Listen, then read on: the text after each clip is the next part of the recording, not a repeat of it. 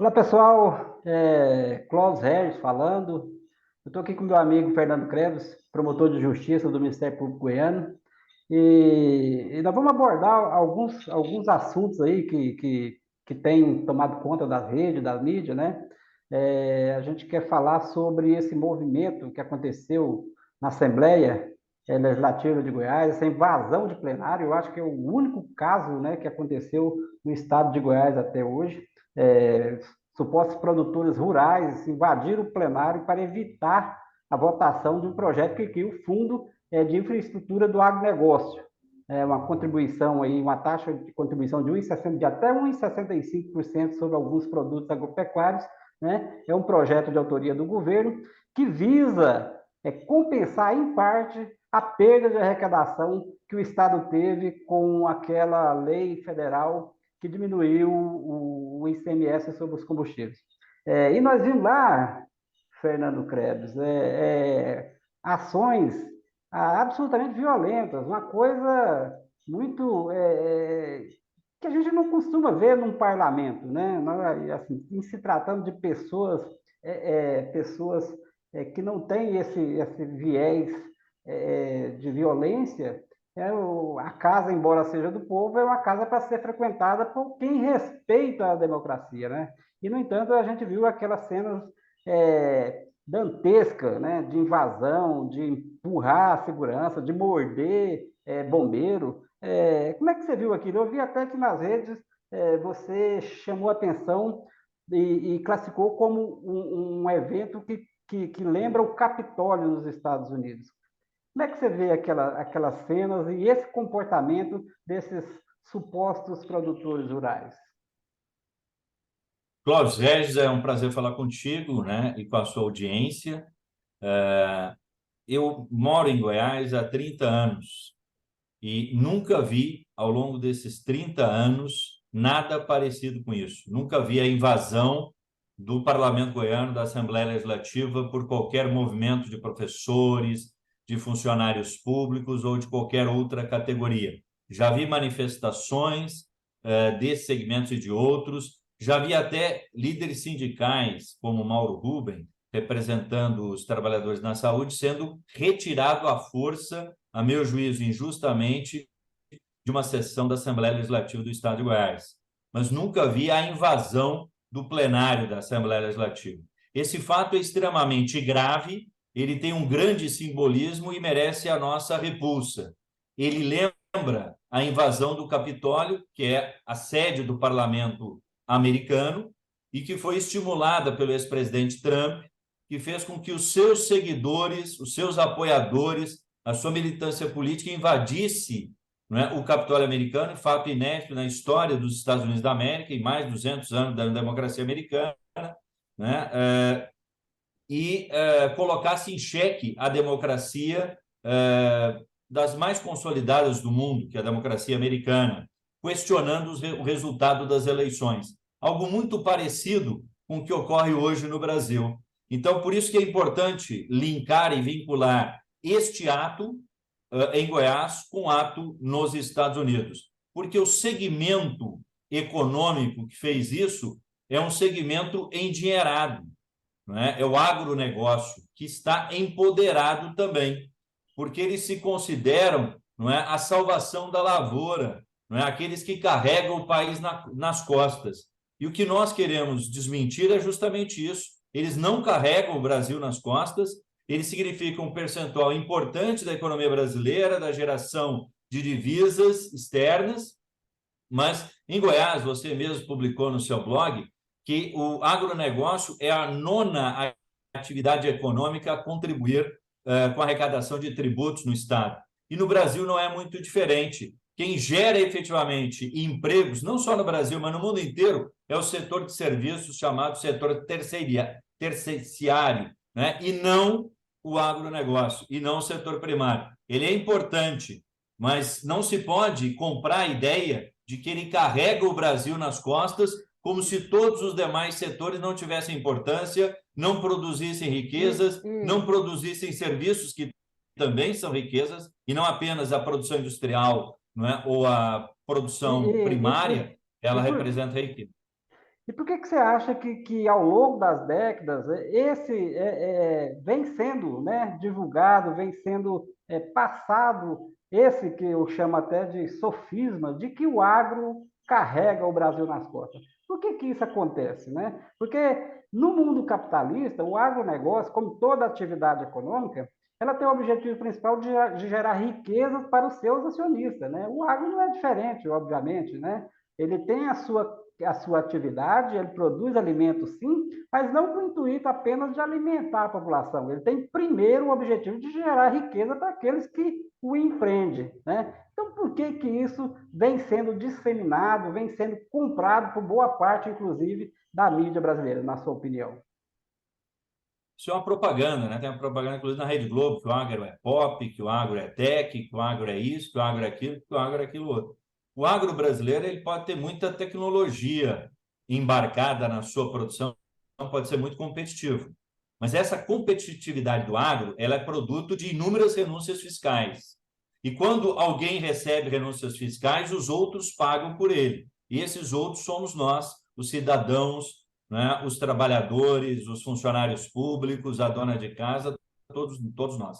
E também a falsa ideia de que o agro é que nos alimenta, porque grande parte da produção do agronegócio em Goiás e no Brasil é destinada à exportação, especialmente para a China. Ela é uma commodity internacional que se valorizou muito nos últimos anos, com a desvalorização proposital do real e a consequente valorização do dólar. Como é uma commodity internacional, eles vendem dólar. Então, eles nunca ganharam tanto dinheiro nos últimos anos como agora, né? Então, eles ganharam muito dinheiro, se empoderaram muito, porém, é preciso dizer que todo o produto do agronegócio, soja, milho, que vai para exportação, é isento de tributos, de ICMS, de tributo estadual, que é o mais importante.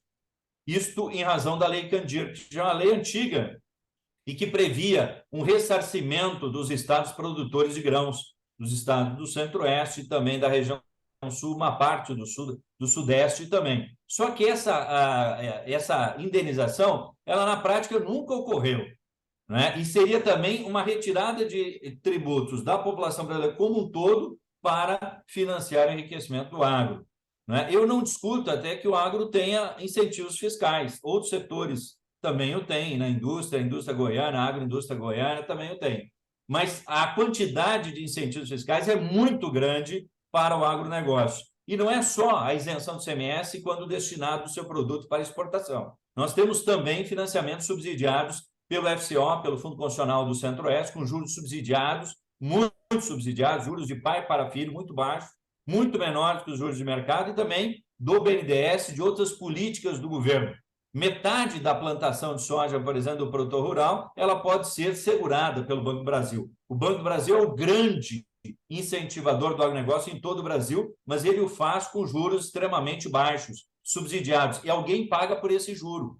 Quem paga esse juro é toda a população brasileira. E toda a população brasileira não está ganhando da mesma forma com o agro. O agro tem servido para enriquecer alguns poucos em detrimento do empobrecimento de muitos. A prova disso é que quem produz, e aí a gente precisa dividir o agro em diversos segmentos, né? Quem produz realmente o alimento que vem para a mesa do brasileiro, que são os hortifrutigranjeiros, são os pequenos produtores rurais, não são os grandes produtores rurais, que têm grandes extensões de plantação de soja e que se veem representados na AproSoja, que é uma das associações mais conservadoras e retrógradas, né, do agronegócio brasileiro, da sociedade civil brasileira. E ela já havia, inclusive, repudiado uma recomendação que nós havíamos feito ao governador, antes dele aderir ao regime de recuperação fiscal, que era justamente essa, adotar a política tributária adotada pelo Estado de Mato Grosso e Mato Grosso do Sul, que foi a criação de uma contribuição para um fundo de recapeamento, de revitalização, né, e de ampliação da malha rodoviária goiana. É preciso que se diga, e muita gente não sabe, que a malha rodoviária goiana não tem um único pedágio. Um único pedágio.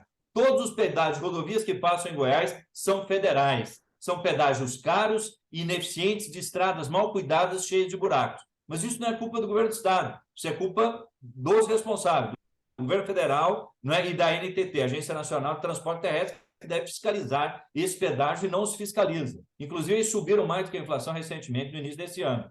né? Então, o produtor de soja ele não paga pedágio, ele não paga ICMS, e o que o governo do Estado deseja é que ele pague uma contribuição para financiar a recuperação da malha rodoviária e ampliá-la, o que é uma demanda do próprio setor. E mesmo assim eles não querem, eles são contra. Eles só querem receber e não querem pagar. E veja, Clóvis, que o percentual é insignificante, porque ele é máximo de 1,65%, pode ser inferior. Não significa pouco mais de 1,5 grão dentre 100 grãos produzidos pelo agronegócio.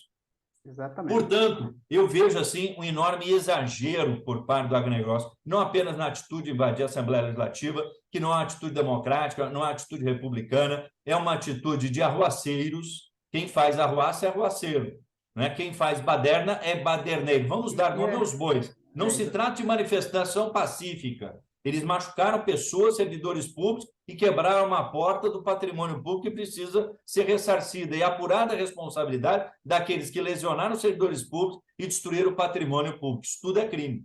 E aí, completando, nós vimos o presidente eleito, o Luiz Inácio Lula da Silva, durante a sua campanha, ele fez alguns pronunciamentos e chegou a dizer que o agro é fascista e direitista. Obviamente, ele não generalizou, mas ele disse que parte do agro é fascista. E hoje a gente assiste o agro financiando esses movimentos golpistas espalhados pelo Brasil, né? Inclusive fornecendo caminhões para fechar estradas, né? Alimentos, condições para as pessoas se manterem lá, o relento, pedindo golpe de Estado. Então, parte do agro, né? A gente tem que fazer justiça, parte do agro está financiando a questão. Está de fato, então, o agro tendo esse viés fascista, esse viés supremacista, né, que a gente diz aqui, que às vezes a gente diz, o bolsonarismo ele é fascista, e muita gente diz que não, que o fascismo não é isso, mas há sim esse viés fascista nesses movimentos, porque eles pregam primeiro o Estado totalitário, o autoritarismo, né, do chefe de Estado, né? Eles pregam uma sociedade supremacista, tem aquela crença absoluta na hierarquia social. Então, tudo isso são características do fascismo. E a gente vê isso acontecendo hoje de forma muito clara. Você acha que realmente tem essa parte do agro que é fascista? Eu não tenho dúvida. Toda generalização ela é injusta e burra. A gente não pode dizer que todo agro seja fascista. Nem foi isso que o presidente eleito quis falar. Ele se referiu a uma parcela. De fato, nós temos essa parcela, está sendo noticiada todos os dias na grande imprensa, né? Nós vemos aí as investigações da Justiça Eleitoral, do TSE, as ações hoje da Polícia Rodoviária Federal após o afastamento do seu diretor-geral da PRF, né? Que tentou boicotar a própria eleição, fazer uma operação padrão justamente no Nordeste, em percentual muito superior ao resto das regiões brasileiras. O que nós assistimos foi, portanto, uma partidarização, não é, de órgãos públicos, que têm que ser republicanos, que não podem ser partidários, que não podem pertencer a partido político nenhum, ou atender os interesses do partidário A, B ou C, eles têm que ser republicanos. E o que nós estamos assistindo é que, logo depois da eleição, como se as pessoas pudessem, os mesmos que defendem a liberdade, né, que dizem defender a liberdade, querem impor a sua vontade a toda a população, questionando o resultado das urnas, alegando suspeitas de fraude que não são provadas, que não há provas disso, até porque as urnas eletrônicas são adotadas há muitos e muitos anos no Brasil. Nós tínhamos fraudes na República Velha, onde até morto votava, né? Hoje nós temos urnas eletrônicas com controle de biometria, ou seja, quem vota é o eleitor. Nós temos controle das urnas porque elas são, sim, auditáveis, elas são controláveis, não é? Nós tivemos a eleição do próprio presidente Bolsonaro, todos os seus filhos, né, através do sistema das urnas eletrônicas, inclusive na primeira eleição dele, né? No primeiro turno, nós tivemos também o uso das urnas eletrônicas que elegeram o Congresso Nacional, né? Vários governadores. Depois, no segundo turno, governadores não foram eleitos em primeiro turno. Nós temos eleição em todo o país, né, que foi, inclusive, fiscalizada, monitorada e controlada por organismos internacionais e por governos de todos os países, que se aceleraram em reconhecer o resultado das urnas, dentre eles os Estados Unidos, a China, a Rússia, né, países da América Latina, da Europa, enfim, do mundo inteiro. né, que reconheceu o sistema eficiente das nossas urnas. Até porque, Clóvis, nós temos aí juízes e promotores eleitorais, eu já fui promotor eleitoral, que atuam em sistema de rodízio ao longo dos anos, são 15 mil promotores, 15 mil juízes, não todos, mas quase todos acabam sendo promotores juízes eleitorais, e nenhum deles nunca apontou nenhuma fraude nas urnas, nenhuma fraude eleitoral na urna eletrônica, nesse tema. Pelo contrário, nós temos um modelo que deve ser motivo de orgulho dos brasileiros, ao contrário do que fez o chefe de Estado, que reuniu embaixadores para criticar o modelo que o elegeu, e elegeu aqueles que lhe davam sustentação no parlamento. O nosso tema é muito melhor que o americano, esse sim é manual e é falho. E nos Estados Unidos, nem sempre o presidente que recebe mais votos, ele é escolhido em razão do poder que os estados possuem. Então, lá o presidente eleito, quando ele ganha a eleição num número maior de estados, que não necessariamente significa o apoio da maior parte da população. E nós assistimos, logo depois das eleições, diversas declarações absolutamente condenáveis, né, preconceituosas contra os nordestinos, porque o presidente eleito ganhou a eleição com larga folga no Nordeste, perdeu em outras regiões do Brasil, e as outras regiões do Brasil, de forma arrogante, né, muitos dos eleitores do atual presidente criticar os nordestinos como se eles fossem até uma sub-raça, o que é uma postura nazista, né? Uma postura preconceituosa, racista mesmo. É outra característica. Nós estamos assistindo, Clóvis, se antes os cientistas políticos, sociólogos tinham dificuldade de caracterizar o bolsonarismo, né, como um movimento fascista, hoje, mais do que nunca, depois da eleição, em razão da adoção da violência como método de trabalho e de deslegitimação do processo eleitoral, nós temos uma prática igualmente fascista. A tal ponto que, se você olha alguma coisa, que é um porco, né, porque ele tem ouvidos de porco, focinho de porco, patas de porco, tamanho de porco, cor de porco e desenho de porco, o que ele é? Ele é porco. Não é? Então, pode ser um fascismo de novo tipo, com as suas características próprias, né? Mas é, sem dúvida alguma, um movimento político autoritário que quer impor pela força a sua vontade, como se essa vontade fosse supremacista. É uma espécie de supremacia branca que a gente vê numa série que tem na Netflix, muito interessante, né? Se chama Designado Sobrevivente. Tem dos Estados Unidos e tem da Coreia. Vejam a dos Estados Unidos, que lá vocês vão assistir um movimento feito pela extrema-direita americana para acabar com todo o Congresso americano. E aí, um dos parlamentares não participa da sessão, que é onde é destruído o Capitólio, ele é bombardeado, explodem o Capitólio, matam os deputados e senadores, sobrevivem apenas 2 parlamentares, um deles é o designado sobrevivente, que toma posse como presidente americano. Nós temos, ao contrário do que muitos dizem, que a esquerda que se movimenta e se organiza mundialmente, hoje, nós temos uma direita que se organiza e se movimenta em todo o mundo, em todo o globo, em diversos países de forma articulada, utilizando as redes sociais, né, de uma forma muito mais eficiente que os seus opositores, né, e com muito derramamento de dinheiro, de financiamento, sabe lá, vindo da onde.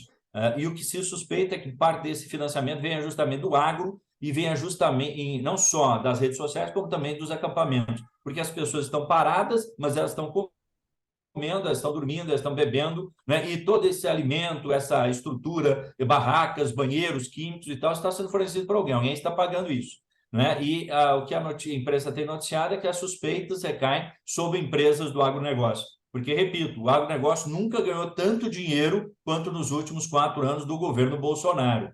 Né? Ele tem, além dos incentivos fiscais, ganhos em dólar, né? Quando o dólar saiu da patamar de R$ 3 para R$ 5, né, praticamente dobrando os lucros do agronegócio. Só que o agronegócio se esquece que não é a única atividade econômica do país, ele pressupõe que ele carrega o país nas costas, quando ele não carrega o país nas costas, ele tem a sua importância, nós não negamos, mas ele deve se colocar no devido lugar e deve contribuir para o desenvolvimento e progresso do país, pagando a contribuição para o recapeamento e manutenção da malha rodoviária goiana, como já o faz no Mato Grosso do Sul, sem que o agro tenha saído de lá. Porque tem um boato aqui em Goiás que o agro vai sair de Goiás. Não vai, porque as suas terras deles estão aqui, o capital imobilizado deles está aqui. Assim como o agro não quebrou no Mato Grosso do Sul, não vai quebrar em Goiás, até porque lá no Paraná estão querendo fazer o mesmo em todo o país, em razão da bondade feita com o chapéu alheio, que foi essa lei federal do Congresso que reduziu os percentuais do ICMS e, consequentemente, impactou a arrecadação tributária de todos os estados brasileiros,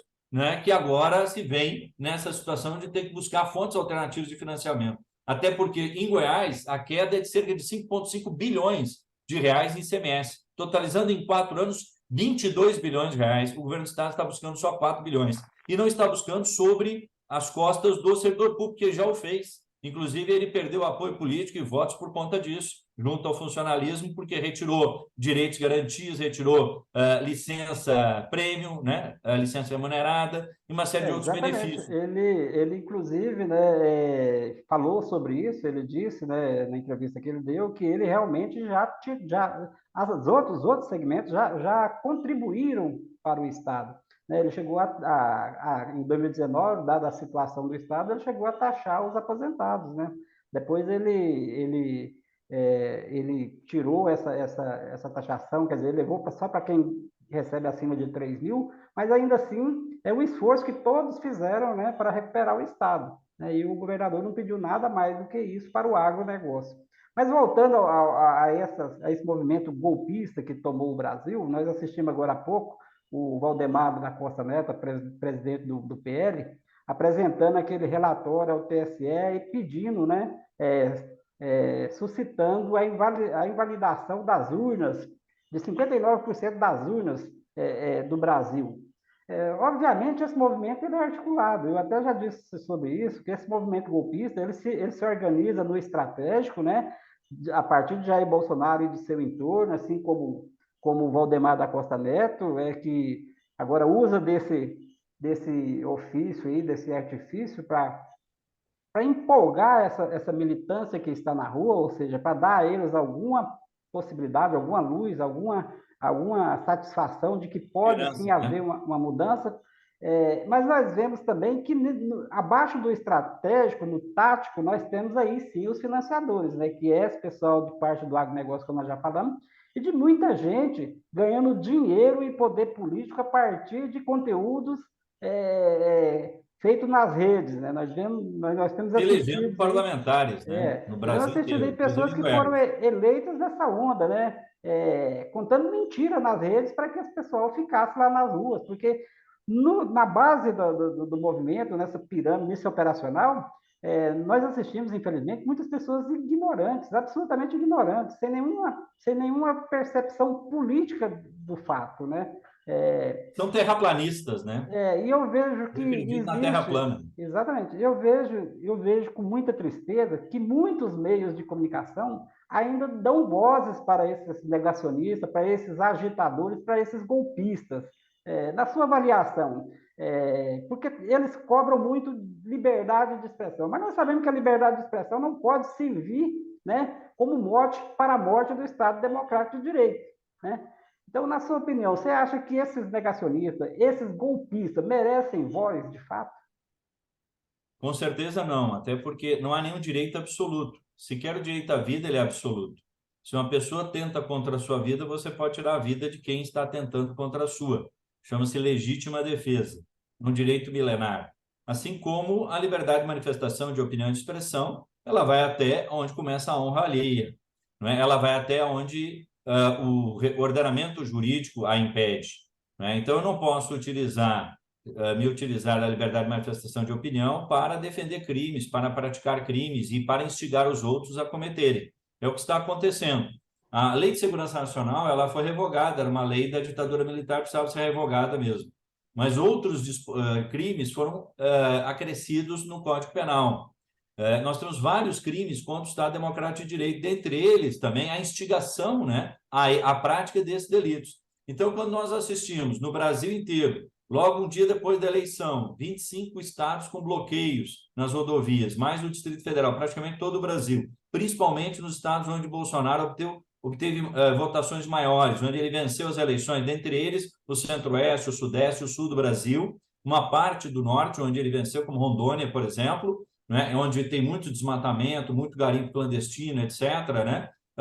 Nesses lugares nós tivemos bloqueios em rodovias que causaram caos, né, que prejudicaram a economia, que prejudicaram a saúde das pessoas, o direito de ir e vir. Nesta hora, o liberal brasileiro ele não respeita o direito de ir e vir do outro. E ele também não respeita o direito da liberdade de manifestação, porque houve uma manifestação soberana através do voto, eles agora querem, não é, retirar esse direito, não é, anular as eleições não é? E o Valdemar da Costa Neto, que é um indivíduo que foi preso, julgado e condenado com trânsito e julgado, cumpriu pena, sua pena só não foi maior porque ele foi anistiado pelo Michel Temer, que acabou beneficiando vários dos condenados da Lava Jato, não é? Por isso que ele voltou a ser na política, e pior, ele é presidente de um partido político que é, por um acaso, o presidente do partido político ao qual o presidente está afiliado. O mesmo presidente que prometeu em 2018, há 4 anos atrás, combater a corrupção com todas as suas forças. O mesmo presidente que disse que não ia compor com o Centrão. Ele faz parte de um partido do Centrão, que é o PL. Ele mesmo se diz do Centrão. Então, onde é que está a coerência do presidente da República? Talvez por isso mesmo ele tenha perdido as eleições, por falta de coerência, por ter gerido mal a crise durante a pandemia da Covid, por ter gerido mal a economia, e mesmo com o pacote de bondade, com a PEC dos 40 bilhões, com o Auxílio Brasil, mesmo sem pandemia, pagando para as pessoas sem as garantias e exigências do Bolsa Família, que exigia que o cidadão colocasse o filho na escola, exigia contrapartidas, né? Esse não exige.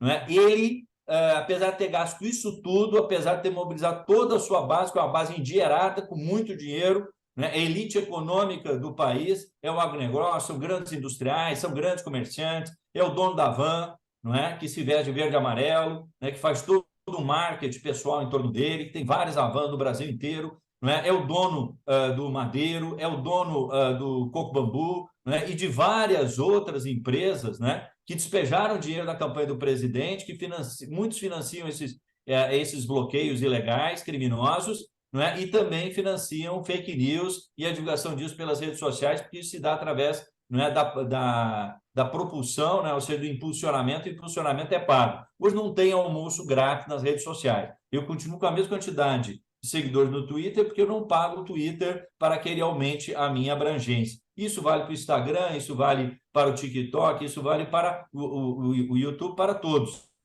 Né? E o mais grave ainda é que concessões públicas, como TVs e rádios, como a Jovem Pan, têm se prestado como tribuna não apenas de pessoas que pensam diferente, mas, sobretudo, de pessoas que instigam a prática de delitos, de crimes, que instigam as Forças Armadas a dar um golpe, não é? Que são golpistas na sua prática, no seu discurso. Inclusive, hoje mesmo, o YouTube retirou a monetização dos canais da Jovem Pan e da rádio, enfim, no YouTube. E nós já tivemos a Justiça Eleitoral cancelando várias contas nas redes sociais justamente por espalharem fake news, né, por atacarem as pessoas, a honra das pessoas, espalharem mentiras. Né? Infelizmente, nós vivemos num mundo em que todo mundo é uma antena. Todo mundo tem um celular, um smartphone, ele é uma antena, ele tem redes sociais e ele pode rapidamente espalhar qualquer mentira, sem nenhum compromisso. Né? E se criou também uma cultura, Clóvis, de que toda a comunicação tradicional, toda a grande imprensa tradicional não tem credibilidade. É chamada extrema imprensa, como se quem estivesse dizendo não fosse o extremista, né? Justamente o intolerante, aquele que não aceita a fala do outro, que não ouve o outro, que não respeita o outro e que quer lhe caçar a sua liberdade de manifestar, a sua liberdade de votar, a sua liberdade de pensar diferente, a sua liberdade de criticar o presidente ou os seus seguidores. Na realidade, né, não há dúvida de que esse pessoal, principalmente esses que estão nas ruas hoje, essa gente que está na rua, foi cooptada, né, por esse movimento que não deixa dúvida de que é um movimento fascista, que é um movimento que tem, né, esse viés fascista, e por isso mesmo eles tentam, né, negar tudo que há no mundo, que há no Brasil, como a própria, né, imprensa tradicional. Né? Eles não aceitam o que vem da imprensa tradicional.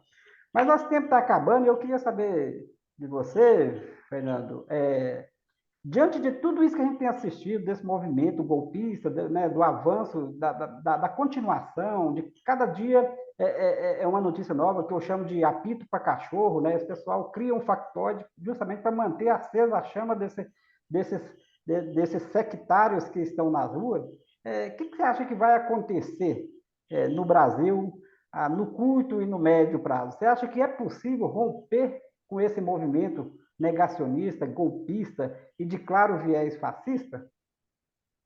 Só no longo prazo, né? Porque esse movimento ele é bem maior do que se poderia imaginar no passado, ele se consolidou também. Nós temos pessoas que passaram por verdadeira lavagem cerebral, né, que adotaram todas as teorias de conspiração possíveis e imagináveis e chegaram a situações que beiram, não beiram, elas são ridículas, né, como manifestantes em Porto Alegre, na frente do quartel, né, sinalizando para os alienígenas fazerem um golpe no Brasil. Quer dizer, é uma aberração isso, né? Essas pessoas não têm consciência das consequências nefastas de um golpe militar no Brasil, né, que implicaria na perseguição dos opositores do poder, na tortura, no desaparecimento, na morte, na cassação de cargos, de empregos, na perseguição. Inclusive, eles têm promovido isso também, marcando casas de pessoas que votaram no seu aniversário, o que é uma prática nazista, né? Então, são práticas anticivilizatórias, são práticas de vândalos, né, de arruaceiros, de criminosos, de bandidos,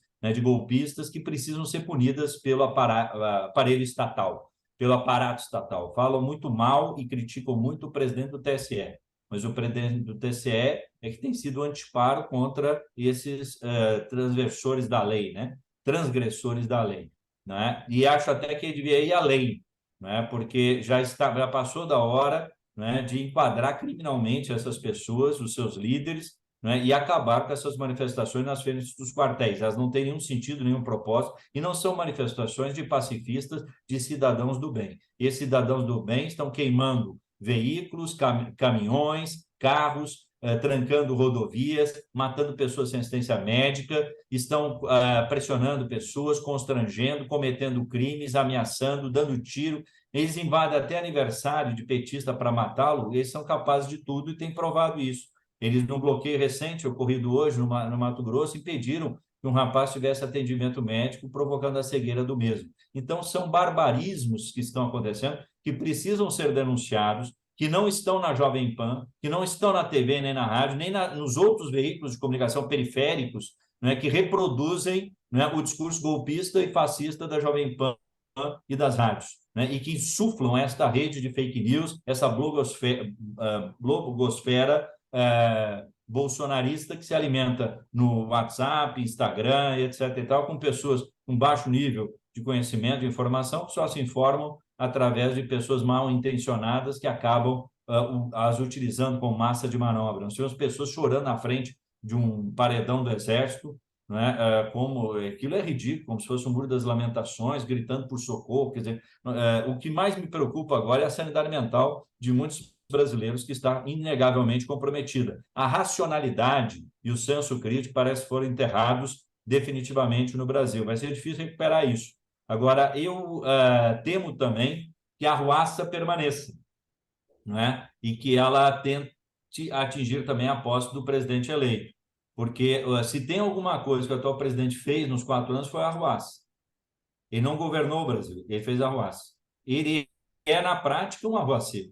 A única coisa que ele tem feito é a arruaça. E o que eles estão fazendo agora é a arruaça. Essa impugnação do PL, só das urnas do segundo turno, não do primeiro turno, e ele fala que até 2020, então vão anular todas as eleições dos últimos 30 anos. Quer dizer, isso é o caos, isso é a zona, sem apresentar nenhuma prova. Eles levantam uma suspeita que não se sustenta, não é? Espalham como se fosse verdade absoluta e insofismável. Não é? E eles querem realmente vencer as eleições no tapetão. E aprender com o PSDB, com a Aécio Neves, que fez isso em relação a Dilma, a ex-presidente Dilma. O próprio PSDB hoje faz autocrítica desta postura de impugnar as urnas. E o que nós temos no Brasil hoje, Cláudio, também, é de um lado a extrema-direita, de outro lado todo o espectro político brasileiro. Vem da extrema esquerda, do PSTU, do PSOL, do... que na realidade nem é um extremo, até né? a direita civilizada, né? Que essa aceita o resultado das eleições, não nega o resultado das eleições, né? Vamos dar o exemplo do governador Caiado aqui no estado, mas que para esse povo da extrema-direita, o Caiado não é confiável, né? E até o prefeito de Aparecida, o Mendanha, é considerado como um cidadão de esquerda que apoiou o Bolsonaro. Quer dizer, se tem alguma coisa que o Mendanha não é justamente esquerda. O Entendeu? problema Então, é que... qualquer pessoa que pensa diferente deles é esquerdista, eles misturam isso aí, progressista também é esquerdista. Quer dizer, qualquer um, até o ex-candidato a presidente do Partido Novo, que me fugiu o nome agora, que me parece um homem muito sensato. É o Amoedo? O anterior, né, o de 2018, que foi até expulso do Partido Novo, né? ele tem feito críticas, né? Ele é uma pessoa insuspeita, assim como ele, nós temos vários outros. Nós temos banqueiros, nós temos o Jales Machado, que é um grande empreendedor do O agro aqui em problema, Goiás. né? O problema, Krebs, Muito bom, é que o avanço da extrema esquerda realmente apagou a extrema-direita. direita racional. A extrema Isso direita, da né? extrema-direita. Apagou a direita racional, né? Assim, ela tirou a direita racional do espectro, né? É que Não para a existe. extrema-direita, o mundo ele é bipolar. O mundo ou são eles, donos da verdade, da salvação, a luz, a esperança e a vida, representantes de Deus aqui na Terra, não sabe de que Deus é esse, e o resto tudo é comunista. Todos são Exatamente. comunistas e são comedores de criancinha e de vovozinha. Então, eles criaram um fantasma, o espectro de todo mundo é comunista. O comunista não presta, não é? Ele não pode ser ouvido, ele tem que ser atacado, ele tem que ser taxado e rotulado, porque ele não pode Exatamente. ser respeitado. E essa é a visão, não é, do ditador. Nosso tempo está acabando, falta menos de 1 minuto, mas valeu demais, foi um bate-papo ótimo, esclarecedor, e a gente vai fazer né, novos bate-papos, falar sobre Perfeitamente. isso que está acontecendo no Brasil. Muito bom conversar com você, obrigado pela atenção e até a próxima. Eu que agradeço, um abraço para você, Clóvis, e a todos que nos ouviram. Até mais.